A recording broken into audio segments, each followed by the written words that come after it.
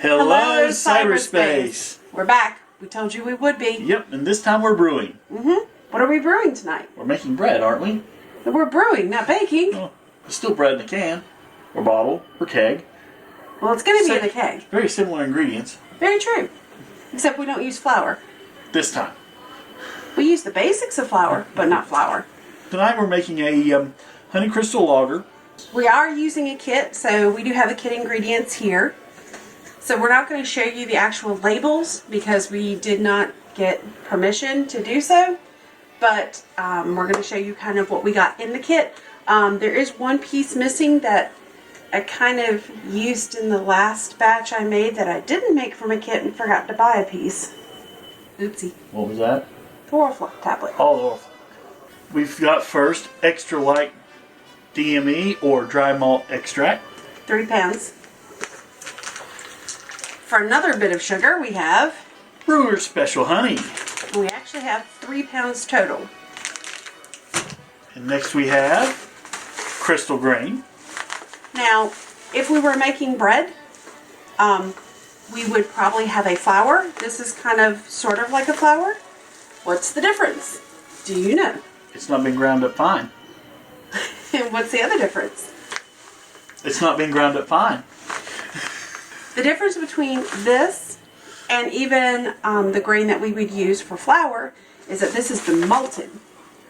Do you know what that means? It's been malted. It means the grain has been allowed to partially sprout, and then it is roasted to kill off the sprout and then ground.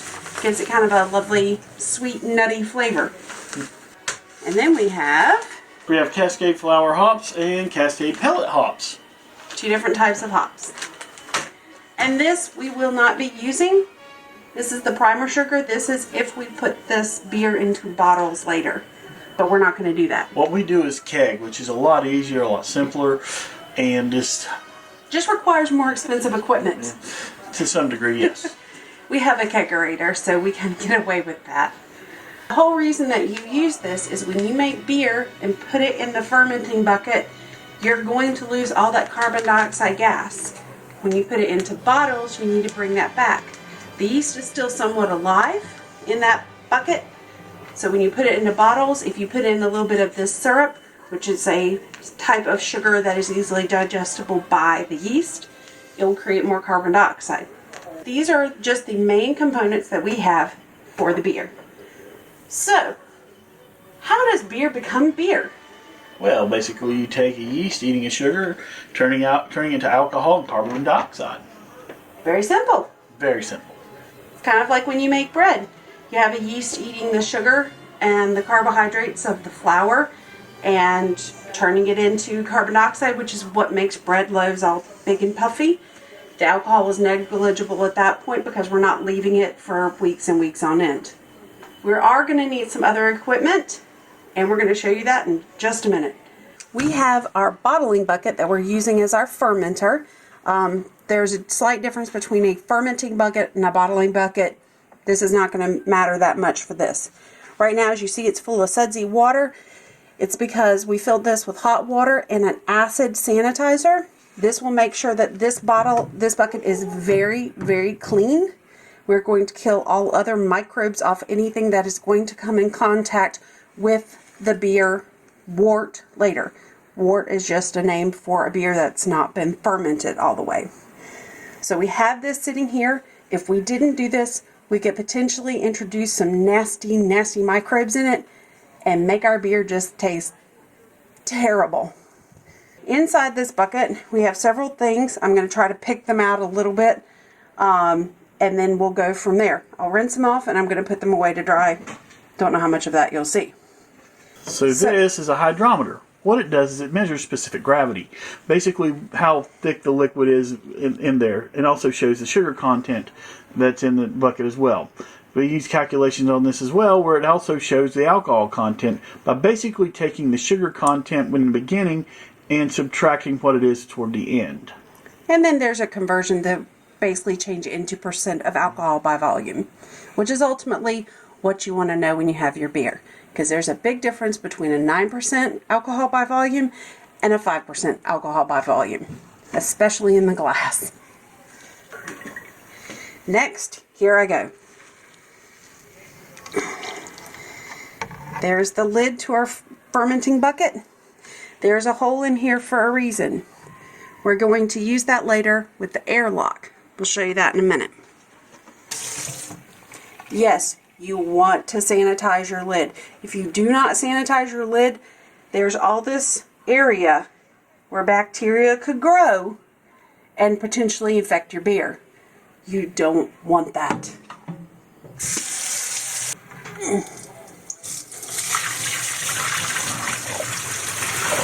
Alright, I've dumped off some of the liquid. We're going in again.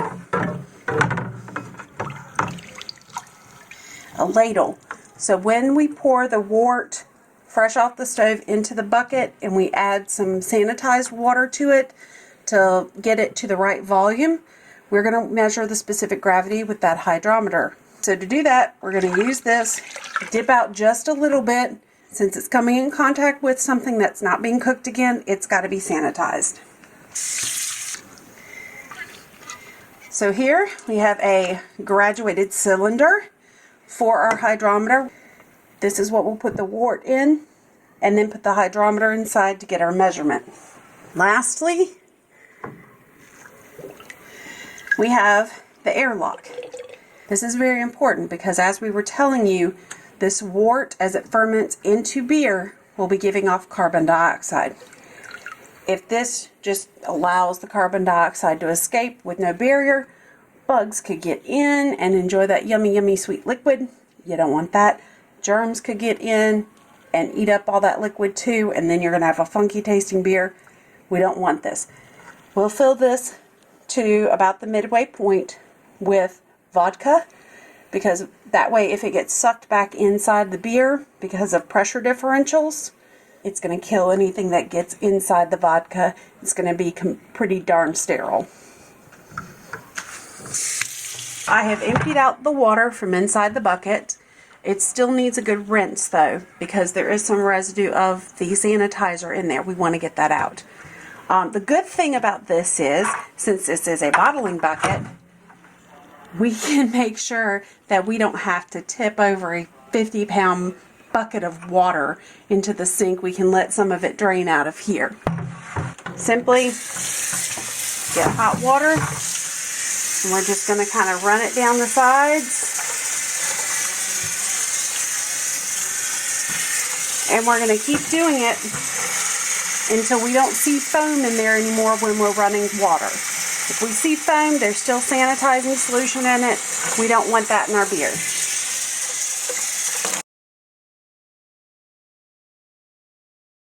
Alright, so our next step here, first step I guess to this point, is we're going to take our nice big pot here, stock pot, and put some water in it.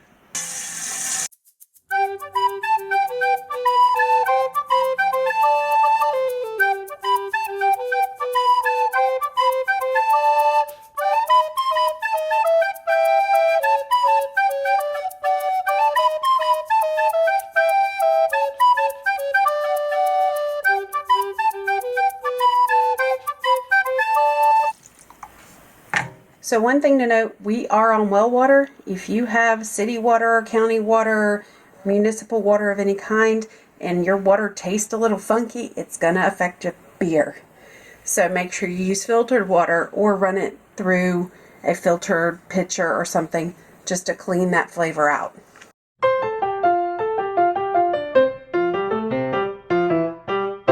What do we do with this? Alright, so we need to go ahead and open that up, and we're going to put it into a sock. Okay. A Muslim sock is it called.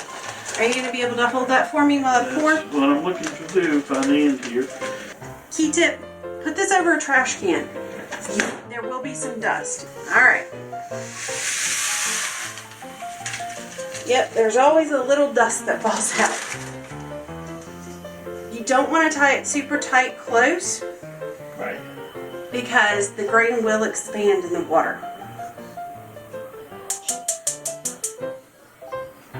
So we're just going to put that in here. Cooking this to 150 degrees. Right? Fahrenheit. But that's below boiling. How are we going to know? Well, you have a handy dandy thermometer, do you not? Ta-da! I do. So this is a probe thermometer. I'm going to wrap it around the handle and kind of stick it in, let it float. This is also a cool one because here's the base. I can take this into the other room and not have to worry about running in and checking this every few minutes. This actually has an alarm that will go off while I'm holding it in the other room. Yay for Bluetooth technology. We just wait. Alright, so it looks like we've reached our temperature. I've turned off the alarm so it doesn't go beep beep beep beep on us all the time. So next is deer in headlights look. So next we basically turn the heat off and put a lid on it for half an hour or so. Yeah. Okay. Easy enough. Where's our lid? Well, we don't have a lid for this pot, so we're improvising. If it works, it's not dumb. The cats just ruined that.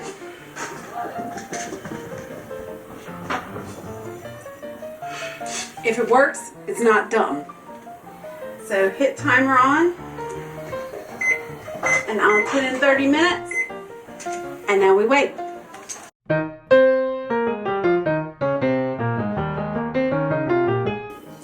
Okay, so the timer went off. Now what? I guess we need to drain the grains. Okay, let me get the thermometer out. Put this in the sink for me. Sure can. Right, and then hand me the tongs and the strainer. Hang on to this spoon. Ugh. As you see, it clumped up quite a bit. Alright. We usually use the wider strainer, but we used it tonight for dinner, so we don't have it. So we're having to improvise with the smaller one. And we're having to make sure it doesn't fall back into the water. Just going to kind of squeeze out most of the liquid.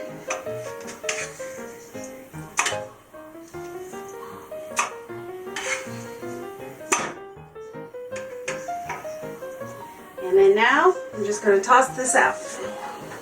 Ooh, it smells good. At least that'll make the trash smell good. Yeah, definitely. Alright, next we add the dry malt extract.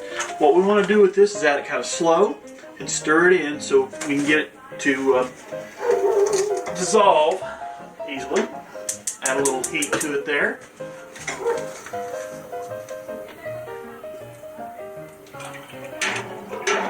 You'll notice it will try to clump up. That's okay. Pretty badly.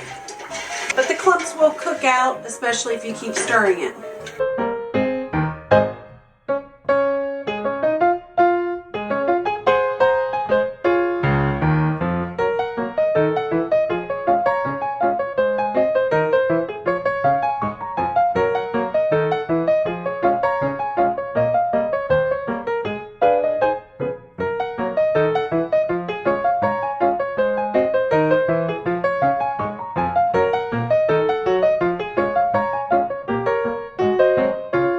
And now we add the 1 pound bag of the brewer's special honey. This will be interesting because We've never. I don't think we've ever used bag honey before. Or did we for that sizer? That sizer that was really It good. wasn't bagged though. It wasn't? I don't remember. Isn't that your recipe? Yeah, but remember we got the honey from the brewer's supply? Yeah, but I can't remember. That's what was involved. I can't remember anymore. Gotcha. Oh, this smells good. Alright. This is kind of new to us, so this is going to be interesting as we squeeze the honey out. Ooh.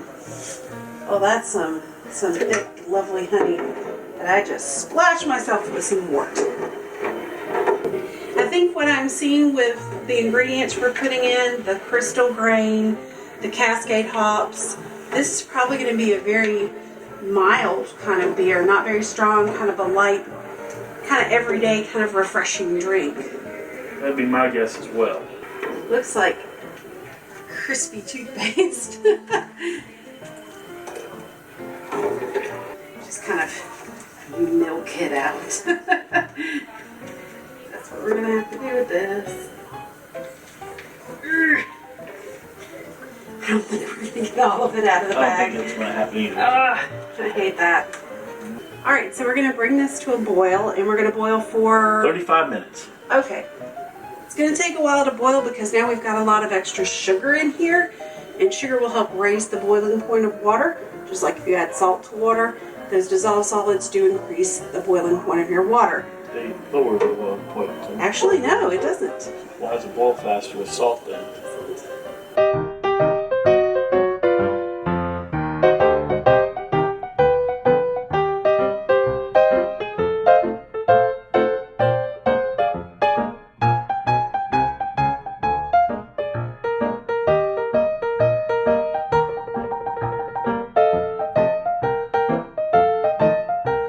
See you on the other side. Since we've added the honey in it, we do have to actually add some hops to this. Are these the pellet hops or the flour hops? These are the pellet hops at a Cascade. Okay, yeah, I think both of them are Cascade. I believe you're correct. They honestly look like rabbit food. But they don't taste like rabbit food. Oh no, they're extremely bitter. They smell very citrusy, kind of herbal too. Whew, that definitely changes the aroma. Woo! Smells good. You definitely are a hophead. So now we've added the honey, and we've added the bittering hops. We're going to boil for how long? 35 minutes. Okay, well we got to get it to a boil first. So we'll see you on the other side.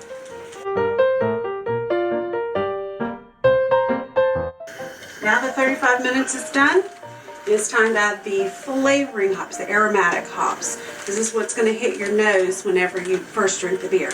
These are, of course, are Cascade flour hops. And we're going to kind of do the same procedure as we did for the grain. There we go. Woo! Woo! Super herbal up the nose! It smells wonderful. So these are only going in for 2 whole minutes, but we know the honey's going to take some time to get in, so we're going to kind of try to time this as best we can. You ready? Ready when you are. Drop. Go! I'm going to grab the spoon and try not to burn myself. I'm not wanting to pour that on the bag either. Okay, I'll keep the bag over and you get the honey in. Oh, thick honey.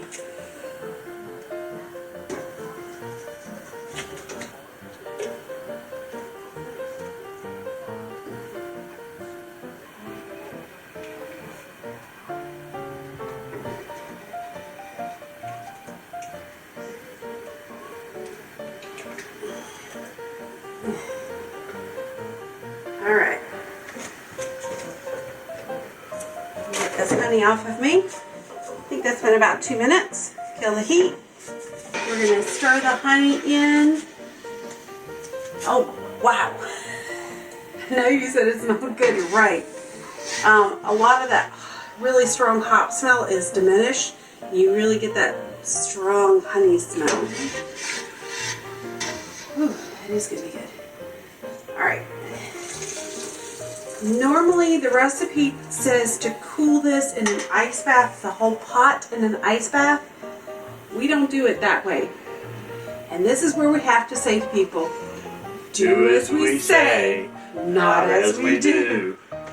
Normally you'll want to cool this down in an ice bath or to chill it down with some cold filtered water or bottled water or something like that. We do a different method.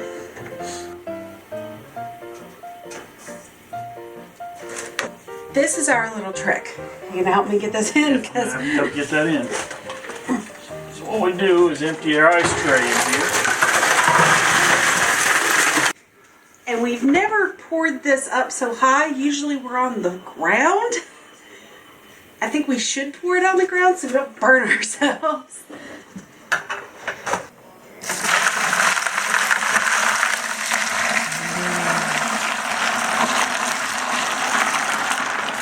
Oh yeah, steam up that lens real pretty. So we still need to get this volume up a little bit more. Again, use filtered water. Don't do like we're gonna do and just add in cold tap water. Again, we're on a well, so we're not really concerned about microbes and whatnot to spoil our beer. We've never had a problem before. Do as we say, not as we do. So we added water, and I was thinking of our other bucket, and I added too much. Let's see how much. Good Lord. Okay. It just means the specific gravity is going to be a little bit lower, and it's going to mean that the alcohol content by volume is going to be lower too. It's going to be a little more dilute. It'll still work. So what I'm going to do is get in this graduated cylinder a sample, and remember, this is the scoop has been sanitized, the graduated cylinder has been sanitized, The hydrometer's been sanitized. Yep. That's good. There we go. Should be enough there. Yep. And if not, we'll add more. And you can see the color, it's really pretty. What does that say on our recipe? That it's a good start? 1.057. We're at 1.42. So yeah, we are a little bit low. That was my bad. I know where that came from. But that's okay. We'll make do. And since this is all sanitized, I'm just going to throw it back in. I think we're missing something. The yeast. The yeast. We use a dry yeast. This is specifically for brewing. This is not a bread yeast. You can use bread yeast, but you're going to get kind of a bready flavor. It's a terrible taste to it. If you're desperate. I've known people that have used it back when I was a kid, and it was like, But this is actually an ale yeast. But it's what they recommended on the kit if we were using a dry yeast. I didn't want to keep a wet yeast because I didn't know when we were going to do that, and the liquid yeast have a shorter shelf life. And this is how ceremoniously we have to be.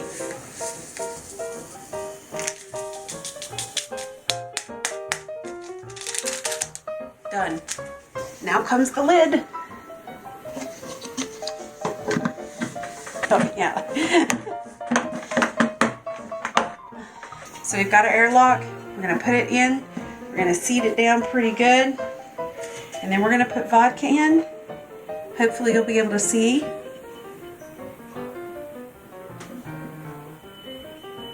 There we go. All right, No. right about halfway. And again, this will let the gas out, but it won't let germ-laden air back in or bugs or anything else. It'll be safe and secure. So now we just have to find a nice cool place to put this. And let it sit for a couple of weeks, and then we'll get back with you. And considering that the temperature they recommend this to ferment at with this yeast is 70 degrees Fahrenheit on the outside, I am freezing right now. And I'm quite comfortable. I am always cold, and we not. have turned the temperature down in the house to make sure that we can keep this at the right temperature. And I just shook the camera. So we can keep this at the right temperature so it doesn't get kind of a tangy taste. Mm-hmm. It's cidery, is what they call it. But hopefully within a couple of weeks we'll be able to bring it out, see what happens. We'll see you then.